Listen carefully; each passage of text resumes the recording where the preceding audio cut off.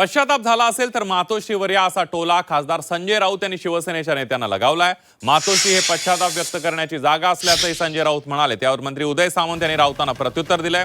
पश्चाताप झाला ते आमच्यासोबत आले असं सामंत यांनी म्हटलेलं आहे।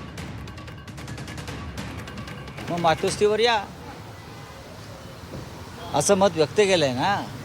मग आम्ही मातोश्रीवर बसलेलो आहोत उद्धव साहेबांच्या नेतृत्वाखाली।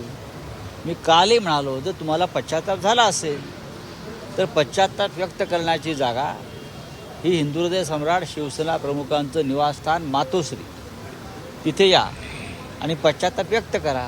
मग आम्ही चर्चा करू। कशाला निमंत्रण द्यायचं, कशाला निमंत्रण